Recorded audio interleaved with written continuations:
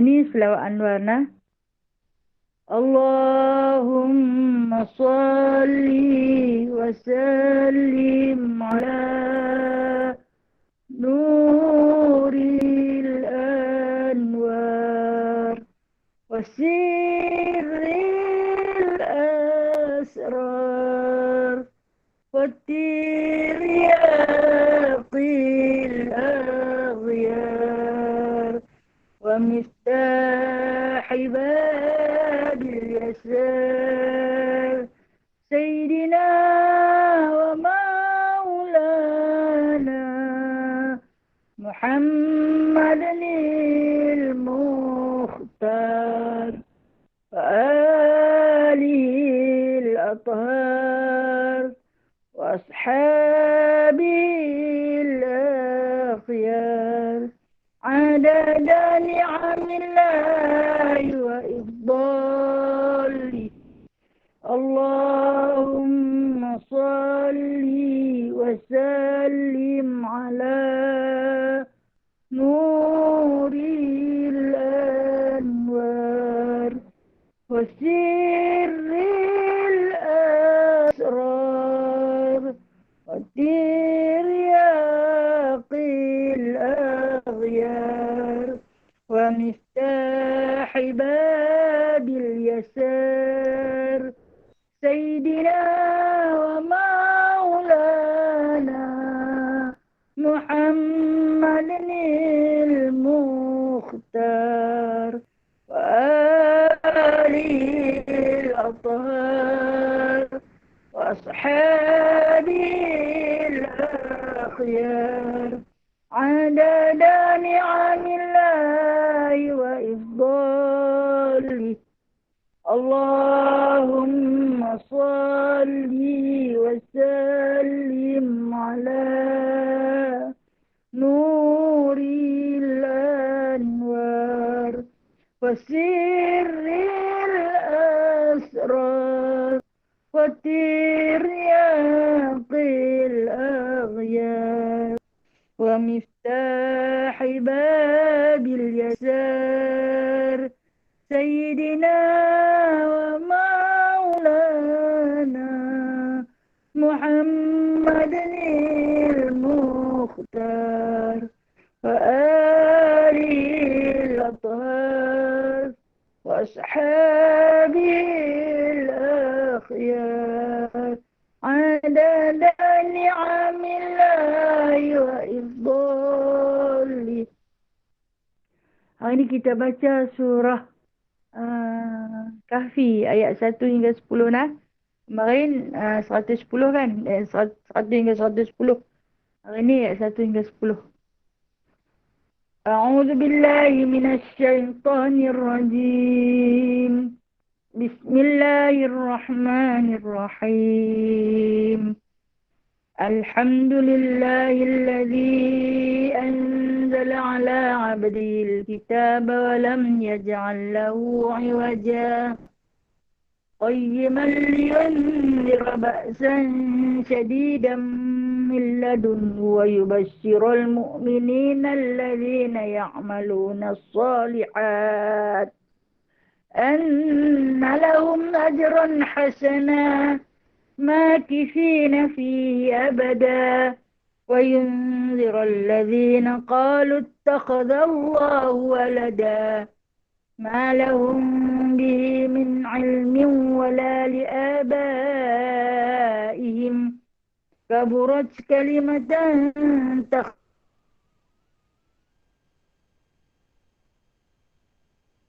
تخرج من أفواههم إن يقولون إلا كذبا فلعلهم إن لم يؤمنوا بهذا الحديث أسفا إنا جعلنا ما على الأرض زينة لها لنبلوهم أيهم أحسن عملا وإنا لجاعلون ما عليها صعيدا جرزا أم حسبت أن أصحاب الكهف والرقيم كانوا من آياتنا عجبا إذ أوى الفتية إلى الكهف وقالوا ربنا آتنا من لدنك رحمة وهيئ لنا من أمرنا رشدا. صدق الله العظيم. بسم الله الرحمن الرحيم. رب اشرح لي صدري ويسر لي أمري واحلل عقدة من لساني يفقه قولي. اللهم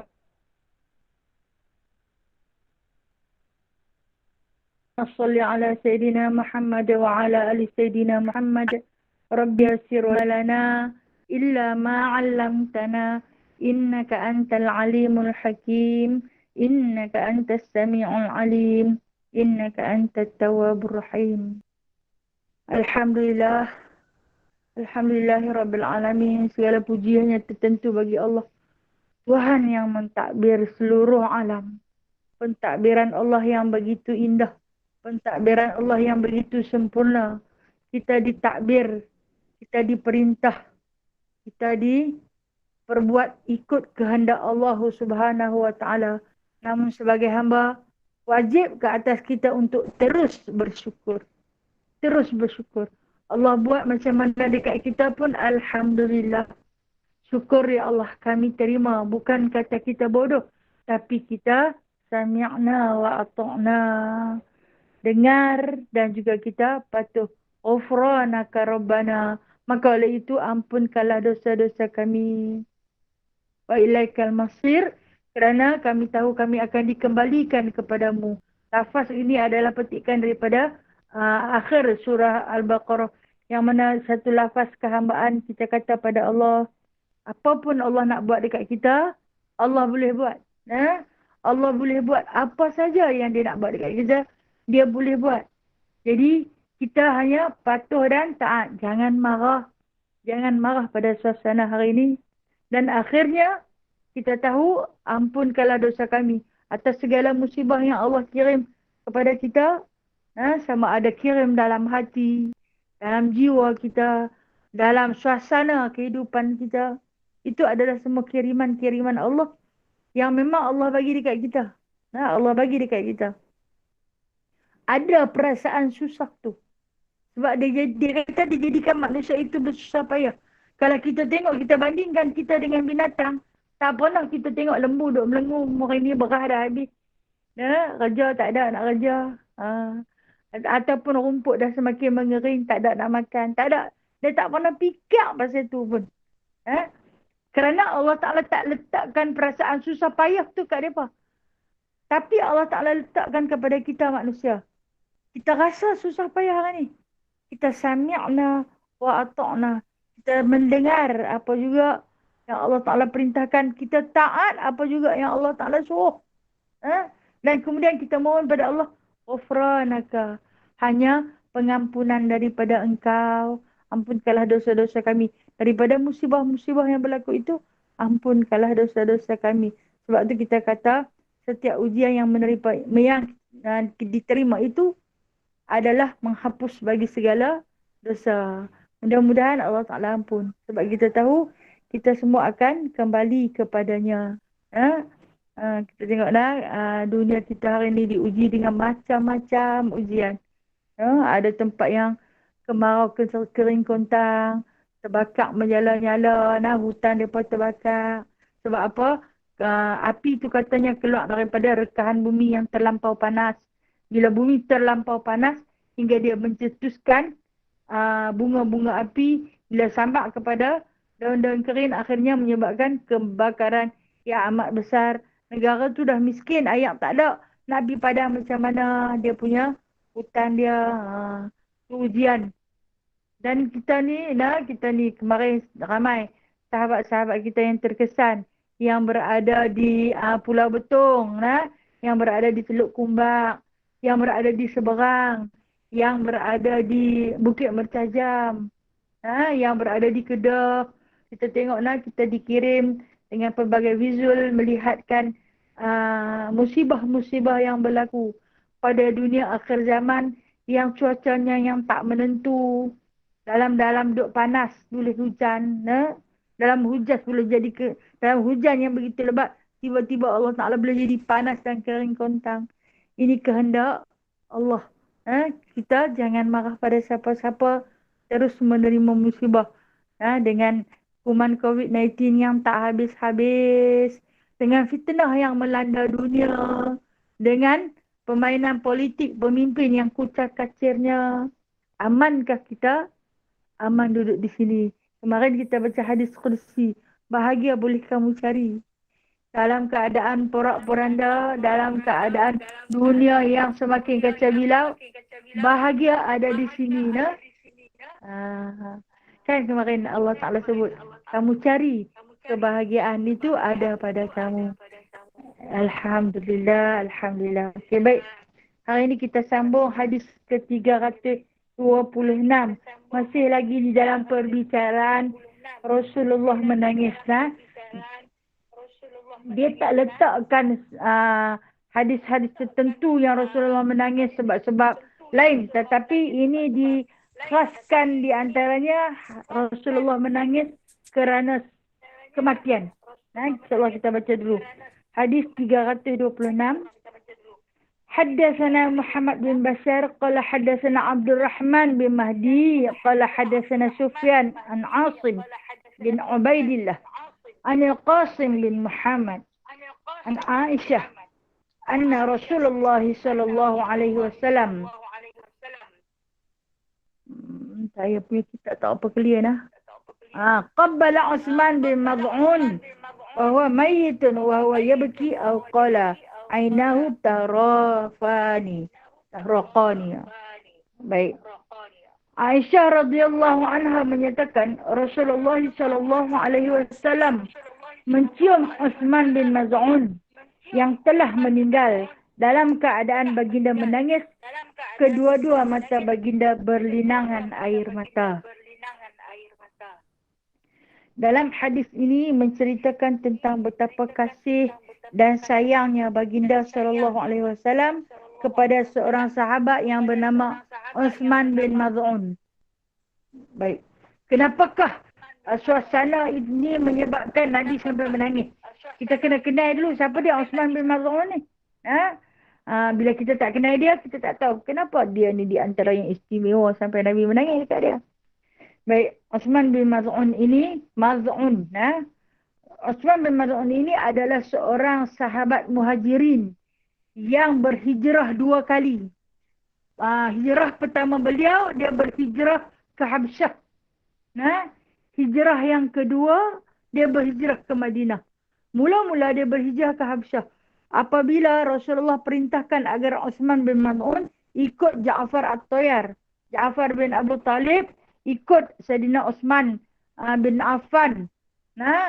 Agar berpindah. Sayyidina Uthman bin Affan ni sahabat Rasulullah juga menantu, berpindah ke Habsyah dengan isterinya iaitu puteri Nabi SAW yang bernama Ruqayyah.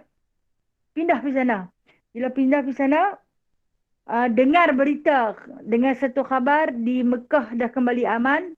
Dia patah balik mai. Rupanya bukan keamanan, makin sukar. Lepas tu Nabi perintah suruh pindah pergi Madinah. Jadi bila dia sampai ke Mekah, tengok suasana semakin getir. Keadaan Rasulullah semakin sulit dengan pemulauan oleh orang kafir kepada baginda dan juga orang-orang Muslim. Maka dengan keadaan itu Nabi pun suruh sahabat-sahabat berpindah. Dan sekali lagi Uthman bin Maz'un berpindah, iaitu berhijrah kali kedua, pergi pula ke Madinah dan singgah sat saja. Kenapa Rasulullah suruh dia pergi 2 tempat? Ada sebahagian sahabat hanya satu tempat saja, dia pergi Madinah saja. Ada sebahagian sahabat pergi ke Habsyah, dari Habsyah terus pergi ke Madinah, tak singgah dalam Mekah. Tetapi Uthman bin Maz'un ini di antara sahabat-sahabat yang istimewa, daripada Habsyah patah balik mai ke Mekah. Duduk sat saja di Mekah, Nabi perintah suruh pergi Madinah. Kenapa Uthman bin Maz'un? Okey. Uthman bin Maz'un ini adalah di antara sahabat yang mana yang disiksa dengan siksaan yang amat sangat. Dia bukan hamba, dia orang merdeka. Dia orang merdeka yang mana keadaan beliau itu menyebabkan dia disiksa adalah kerana cinta dan kasihnya kepada Allah dan Rasul melebihi segala-gala harta yang dimilikinya, melebihi ahli keluarganya. Dan tindakan dia ini menyebabkan ibu, bapa dia, adik-beradik dia tak puas hati. Tak puas hati dengan dia. Sebab ibu bapa dia dan adik-beradik dia belum lagi Islam. Dia masuk Islam dulu. Jadi dia di antara sahabat yang awal-awal memeluk agama Islam tu. Jadi dia upah orang. Siapa yang boleh dapat Uthman bin Maz'un ni, tangkap dia, siksa dia. Dia di antara barisan para sahabat yang kena siksa bersama-sama dengan Bilal bin Rabah. Tapi Bilal bin Rabah ni lebih malang sebab dia hamba abdi. Tak ada siapa-siapa nak bela. Berbanding dengan Uthman bin Maz'un ni, dia ada ahli keluarga. Walaupun ahli keluarga dia tak suka. Tapi bila mak ni tengok anak tu disiksa, akhirnya dia mai bagi pengampunan. Itu perbezaan dia. Jadi Uthman bin Maz'un ini di antara yang dicemeti belakangnya berbirat-birat. Ataupun kita kata bekas parut yang kena pada dia itu membawa hingga ke dia kemati. Membawa hingga kemati. Waktu dimandikan jenazah beliau. Yang mana Nabi masuk ke tempat mandi beliau. Kesan-kesan dia dicemeti pada bahagian belakang, pada bahagian dada dia. Dia pernah ditusuk dengan besi panas. Hanya semata-mata kerana menegakkan agama Islam. Hanya semata-mata kerana menegakkan akidah pada dirinya. Dan Uthman bin Maz'un ini adalah sahabat Muhajirin. Bila sampai di Mekah, baginda beliau tidak ada ahli keluarga. Jadi dia adalah yang duduk dengan para sahabat ahli sufah. Ahli sufah ni yang duduk di dalam Masjid Nabawi lah. Yang berkawan sekali dengan Abu Hurairah. Mereka kira menanti perintah Nabi untuk Nabi kata pergi berperang, dia pergilah berperang. Dan pada hadis yang kita baca ni, iaitu beliau wafat. Wafat dia sebab sakit. Bukan dia tua sakit. Sampai pada ketikanya dia ada penyakit, kita panggil, kalau kita panggil asma. Lelah, penat. Dan kesakitannya itu membawa hingga sampai dia wafat. Wafatnya iaitu berhadapan dengan Nabi SAW. Yang mana pada masa kematian beliau itu, yang memandikan jenazahnya, Rasulullah sempat masuk dan tempat memandikan jenazah adalah di kalangan para sahabat yang mulia. Radiyallahum ajma'in. Yang memandikan jenazah dia. Itu Sayyidina Uthman, Sayyidina Abu Bakar, Sayyidina Ali, Sayyidina Zaid bin Harithah yang memandikan jenazah dia. Kemudian, dan pada awal tu masa di tempat mandi, kelihatan baginda dah mula menangis sebab melihat parut-parut di tubuh badan Sayyidina Uthman bin Maz'un ini. Hingga pada satu tusukan yang menembus pada bahagian bau dia ni, kita panggil tulang bau ni, ditusuk dengan besi panas sehingga menembus ke belakang. Waktu di jurusnya air mandian, bertakung air di dalam lubang tu. Rasulullah menangis ketika tu. Dan bila mana dikafankan, Rasulullah sekali lagi, yang dalam hadis ni, kata Aisyah radhiyallahu anha, Rasulullah SAW mencium Uthman bin Maz'un yang telah meninggal dalam keadaan baginda menangis.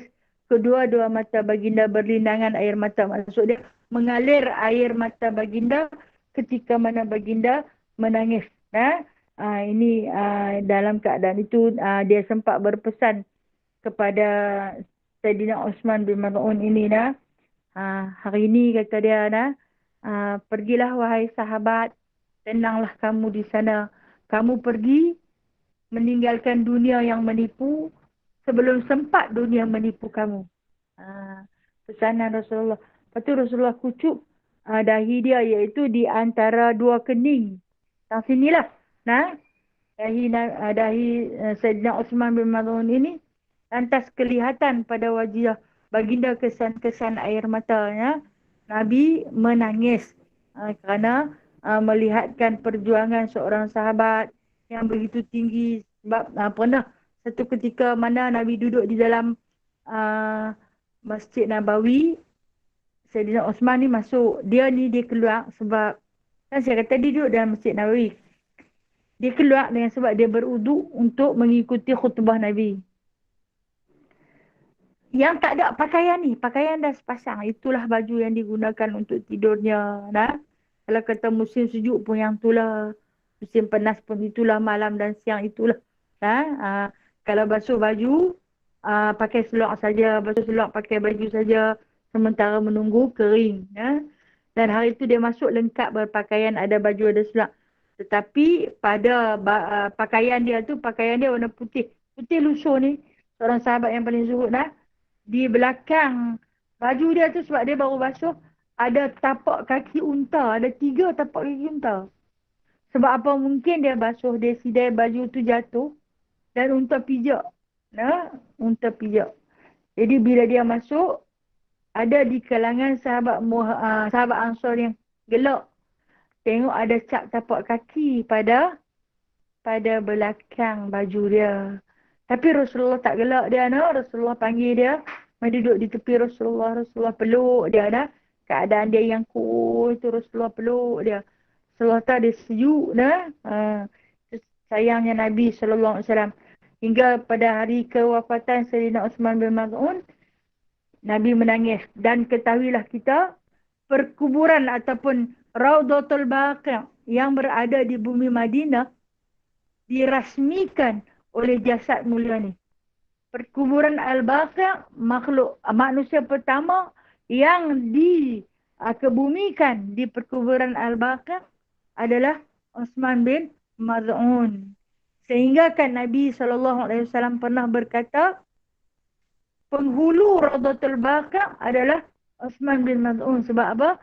Sebab beliau orang yang pertama dikebumikan di Baqi'. Hebat. Sahabat-sahabat hebat. Bukan hebat pada penampilan pakaiannya, harta bendanya. Tetapi hebat pada akidahnya. Hebat pada kezuhudannya. Menyebabkan Nabi menangis. Di antara kenapa air mata Nabi ni yang begitu murah mengalir untuk seorang sahabat. Kenapa? Ada sebab. Bersebab. Alhamdulillah. Dan kemudian kita tengok satu lagi hadis, masih lagi berkenaan dengan tangisan Rasulullah ke atas mayat. Hadatsana Ishaq bin Mansur qala akhbarana Abu Amir qala hadatsana Qulaish wa huwa ibnu Sulaiman an Hilal bin Ali an Anas bin Malik qala syahidna ibnatan li Rasulillah sallallahu alaihi wasallam wa Rasulullah jalisun ala al-qabri. فرأيت عينيه تدمعان فقال أفيكم رجل لم يقارف الليلة قال أبو طلحة أنا قال أنزل فنزل في قبرها. Anas bin Malik radhiyallahu anhu menyatakan, kami menyaksikan pengebumian anak perempuan Rasulullah sallallahu alaihi wasallam yang bernama Ummu Kalsum dalam keadaan baginda duduk di atas kubur. Aku melihat 2 matanya berlinangan air mata. Kemudian baginda bersabda, siapa di antara kamu yang tidak bersama dengan istrinya malam tadi? Abu Talhah menjawab, aku. Baginda berkata, turunlah ke liang lahat. Dia pun turun ke dalam kuburnya. Tengok hadis ni ada beberapa kelebihan yang Allah Ta'ala nak bagi tahu kepada kita melalui peristiwa kewafatan Sayyidatina Ummu Kalsum, iaitu puteri Rasulullah Sallallahu Alaihi Wasallam. Baik, kena kenal dulu siapa dia Ummu Kalsum ni dah. Kita dok tahu nama dia Ummu Kalsum ni anak Rasulullah. Ummu Kalsum ni, kalau kata Umi pun betul dia Ummu ni sebab dia jatuh pada tempat yang Arab tu sebut Ummu Kalau Umi pun betul Ummu Kalsum ini di antara anak Rasulullah nombor 3. Pertama, puteri baginda sallallahu alaihi wasallam yang sulung, Zainab. Yang kedua, Ruqayyah. Yang ketiga, Ummi Kalsum. Dia nombor 3. Okey. Dia ni dengan Sayyidatina Ruqayyah, puteri Rasulullah yang nombor 2, rapat. Sebab mereka beza setahun je. Jadi, mereka membesar nampak segagan. Nampak macam kembar. Wajah pun seiras. Hampir-hampir sama. Memiliki kecantikan yang tiada tandingan. Tengoklah bapak dia pun cantik lah. Mak dia pun cantik. Apatah lagi puteri-puterinya dah. Tak usah dibandingkan lah. Orang kata kalau orang tengok anak tu, orang tengok mak padan dah. Kan? Macam itulah keadaan puteri-puteri Nabi SAW. Sehingga kan apabila besar, baru remaja lah. Mereka tu menjadi rebutan di antara pembesar-pembesar Quraisy. Ketika ni, Nabi SAW belum lagi dilantik menjadi Rasul. Belum lagi dilantik menjadi Rasul. Tapi kita bagi tahu lah lebih kurang dalam umur 14-15 tahun. Ada orang yang meminang. Siapa yang meminang ni? Meminang dua beradik ni ya. Sebab masa ni Zainab tak kahwin lagi. Nak kahwin juga dengan dua beradik ni. Kenal sangat-sangat dekat dua beradik ni. Siapa dia? Utaibah dan Utbah. Seorang nama Utaibah, seorang nama Utbah. Dua beradik lelaki ni juga macam mereka. Hampir-hampir seiras dan kembar. Tapi berbeza setahun. Anak siapa? Anak Abu Lahab. Malangnya. Anak Abu Lahab. Bermakna dalam sejarah Rasulullah pernah berbisan dengan Abu Lahab. Anak Abu Lahab yang bernama Utaibah ni telah pun berkahwin dengan Sayyidatina Ruqayyah. Puteri Nabi nama Ruqayyah. Sementara Utbah kahwin dengan Ummi Kalsum. Kemudian kan kita tahu dalam surah Masad, Tabbat yada Abi Lahab wa tab, cerita pasal isteri Abu Lahab pembawa kayu api. Seorang Ummu Jamil gelaran dia. Seorang perempuan yang paling busuk hatinya. Jadi mula-mula tu dia sukalah. Sebab masa tu Rasulullah tak dilantik menjadi Nabi lagi. Bila dia dilantik menjadi Rasul, dia pakat tak mau. Turun pula surah Masad. Bila turun surah Masad, Tabat yada Abi Lahab wa tab, lagi marahlah Pak Lahab tu. Marahlah dia. Rupanya ayah hang duduk hamput muka aku. Dia pun paksa kepada kedua-dua anak dia, Utbah dan Utaibah, agar menceraikan Ruqayyah dan juga Ummu Kalsum. Dan ketika mana dia hendak diceraikan, masa zaman orang Arab dulu, mereka ada hari-hari yang boleh bersatu dengan isteri. Abu Lahab ni dia habaq. Sekian-sekian hari baru hang boleh bersatu dengan isteri. Walaupun dah kahwin. Jadi Utaibah ni belum sempat menggauli Sayyidatina Ummu Kalsum. Belum sempat bersama. Begitu juga dengan Ruqayyah. Belum sempat bersama dengan Utaibah. Utaibah bin Abu Lahab. Utbah bin Abu Lahab. Ingat nama serupa. Dekat-dekat tu. Dua-dua ikut bengong gitulah juga. Pak suruh cerai-cerai. Punya baguslah puteri-puteri tu. Dah bapak dia pun suruh cerai. Pasal apa? Bapak dia marah dengan sebab turunnya surah Masad pada muka hang Abu Lahab. Jadi ni kata cara Allah melepaskan seorang yang soleha itu daripada cengkaman kafir yang zalim. Memang dia sedih. Dinikahi, belum sempat apa-apa diceraikan, tanpa apa-apa salah. Marah dekat bapak dia saja, ceraikan mereka. Jadi yang berlaku kepada dua-dua beradik ini macam itulah. Jadi kita tahu, perempuan diceraikan tanpa disentuh. Perempuan yang belum dijima, diceraikan tidak ada iddah. Kan? Tak ada iddah. Jadi Rasulullah pun masa ketika ni bagilah kahwin Ruqayyah dengan Sayyidina Osman bin Affan. Dia kahwinlah. Ruqayyah kahwin. Tinggallah Ummu Kalsum seorang-seorang. Saudara perempuan dia tu yang dia punya baik sangat, kahwin pun sekali. Duduk pun sekali. Nah, duduk di rumah sekali. Tidur sekali. Semua sekali dia pun ni. Tiba-tiba mai kahwin. Sayyidina Osman kahwin seorang je. Dia satu dia. Hak yang Utaibah dengan Utbah tu daripada beradik. Sayyidina Osman ni kahwin seorang lah. Kahwin dengan Ruqayyah. Bila kahwin dengan Ruqayyah, Rasulullah pula perintah suruh pergi berhijrah ke Habasyah. Tinggallah Ummi Kalsum seorang-seorang di rumah. Adalah kakak dia Sayyidatina Zainab. Adalah adik-adiknya lagi. Dan kemudian apabila perintah suruh berhijrah ke Madinah, balik mai Ruqayyah dengan Sayyidina Osman bin Affan balik mai. Kemudian terus berhijrah ke Madinah. Sampai di Madinah, tak selang dalam 2-3 tahun, Ruqayyah wafat. Muda lagi.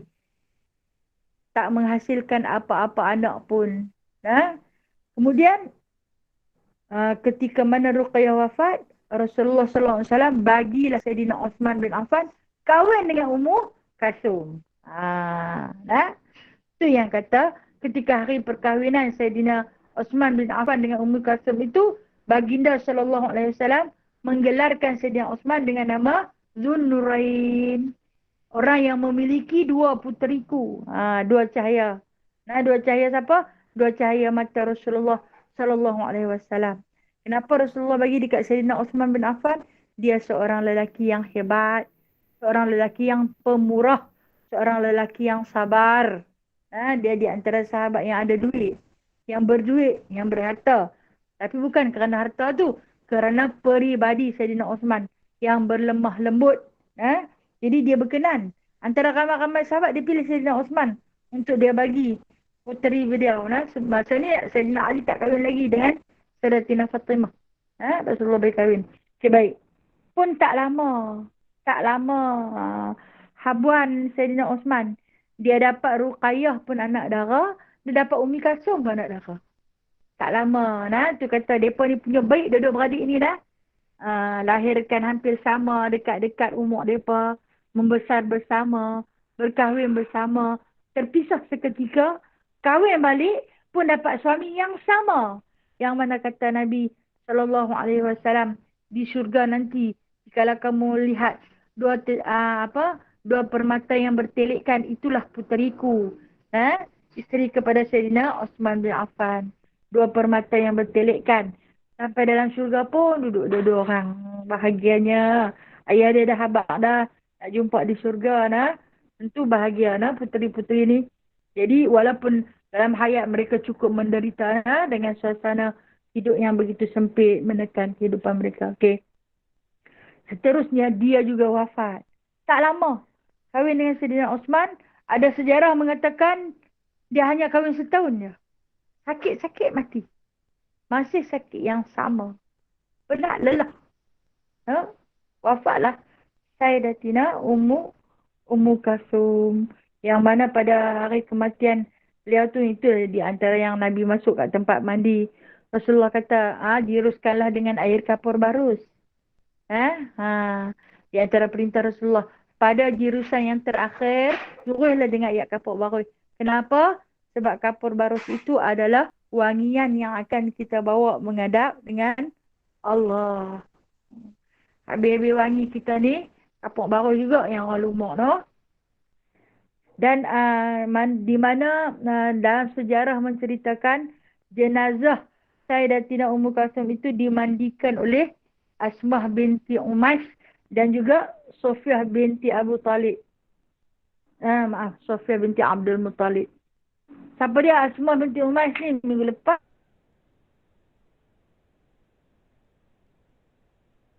Saya cerita dah pasal dia.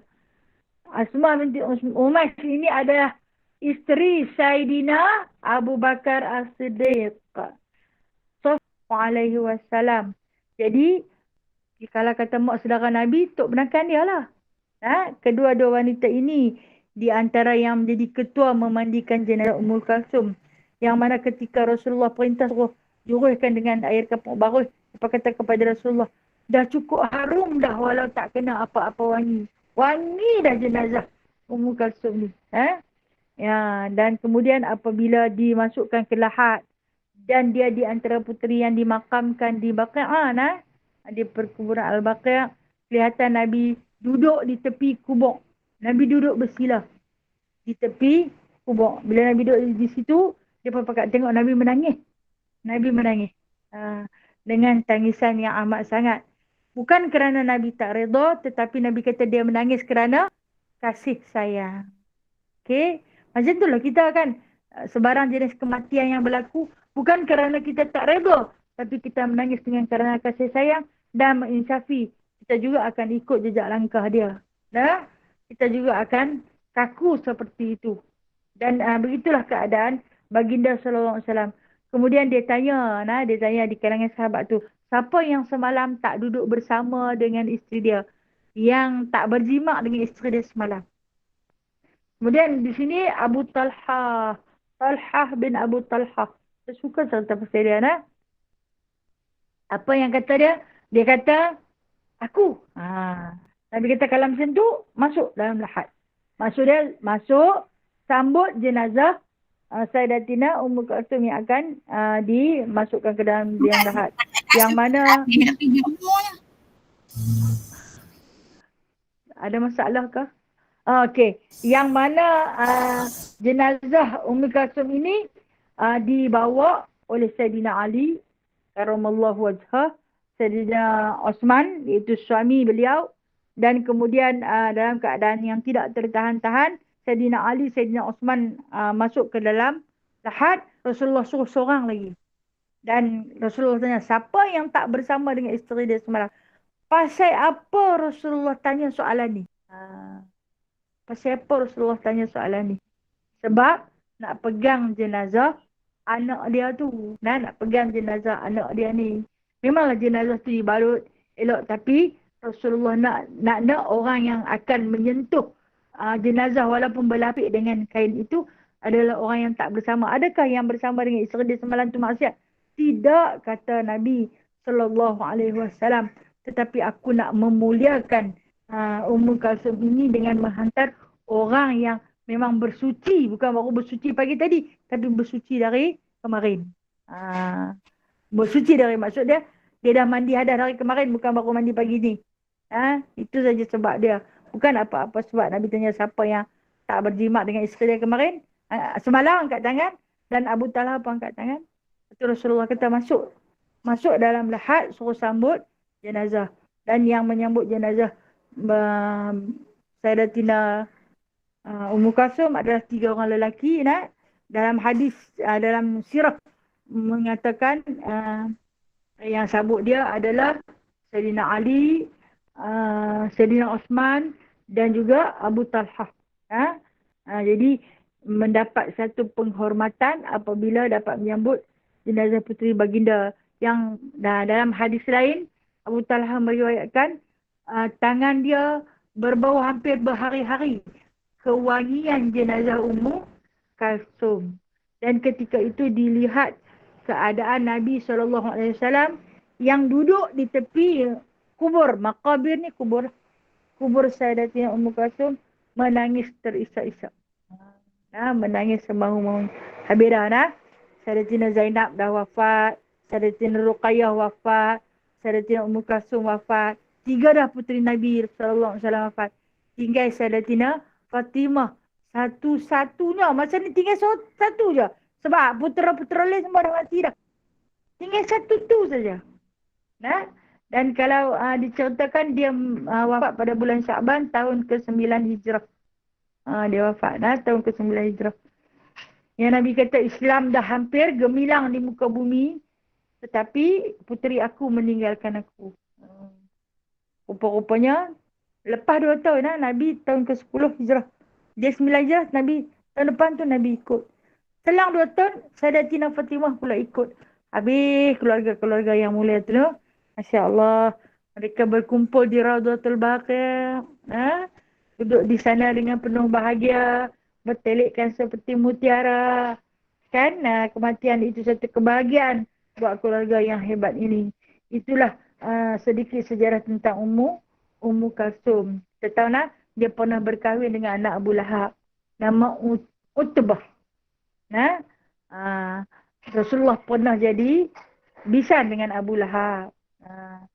Dan disebabkan surah Masad ataupun surah Tabat, Abu Lahab kata, Muhammad duk sumpah serana aku, cerai. Dia kata, kalau hampa tak cerai, aku akan tak mengaku anak lah kepada Utbah dan Utaibah. Lantas dicerailah. Nah, itulah sejarah hidup puteri-puteri baginda, tak senang pun. Macam mana menderitanya bapa dengan ujian. Begitulah sampai kepada anak-anak. Orang meluat dekat bapa, orang ceraikan anak. Nah, itulah di antara rentetan hidup baginda SAW. Penuh dugaan, penuh cabaran. Okey. Pengajaran yang boleh kita buat daripada hadis ni, yang ni boleh kalau kita pergi duduk di kubur, kita duduk, sebab Nabi duduk kan. Kita duduk, jangan duduk atas kubur, tapi duduk di celah tu. Di celah lorong di antara makabir, di antara kubur. Kita tengok yang tu bukan kubur siapa-siapa, kita boleh duduk di situ. Jikalau tak ada tempat duduk, kubur tu terlampau padat, lebih baik jangan duduk berdiri, lebih baik. Baca doa sambil berdiri. Dan ketika mana ditimbus tanah di atas kubur Sayyidatina Ummu Kalsum, Rasulullah duduk pada bahagian kepala, sambil tangan baginda dia letak satu batu, batu-batu pejai tu dia letak di ujung kepala, sambil mengusap. Baginda seolah-olah berkata sesuatu. Rupanya baginda menyebut nama Ummu Kalsum, berehatlah di sini, lebih kurang macam itulah. Tidaklah, berehatlah. Kan ada Ruqayyah di situ. Dan di dalam surah Al-Baqiyah, malangnya kita perempuan tak boleh masuk Raudhatul Baqiyah ni, no. Kita duk tengok kok jauh, ya teringin Tuhan saja yang tahu. Memang kita tak ada peluang nak masuk. Ruqayyah dengan Ummu Kalsum ni dimakamkan pun dekat-dekat. Bahagianya dua-dua beradik ni, duduk pun dekat-dekat. Masya Allah, Masya Allah. Okey, wallahualam, sebab kita nak bagi laluan untuk bacaan Yasin hari ni. Jadi kita sudahkan bacaan Syama'il kita agak awal sikit, sebab ada beberapa permintaan daripada sahabat-sahabat. Begitu juga kita hajat-hajat kita sendiri. Mungkin ada dan memang adalah. Bukan kata mungkin adalah, memang adalah. Kita masing-masing ada hajat. InsyaAllah hari ini kita akan baca Yasin bersama-sama. Jadi siapa-siapa yang ada ayat kata tepi-tepi tu bolehlah untuk menambahkan keberkatan dalam bacaan pada air yang kita baca tu. Maka yang afdolnya buka tudung. Itu yang paling afdol. Tapi kalau buka tudung sat lagi dia takut terbalik kucing langgar, tak payah buka. Tapi kalau kita nak cari dalam afdolnya, kita buka tudung dia. Tak kira lah kalau jang ke botol ke apa pun. Buka bahagian pada tudungnya. Yang mana kini di atas beberapa hajat daripada sahabat kita. Jadi bila mana ada sahabat yang tak benarkan namanya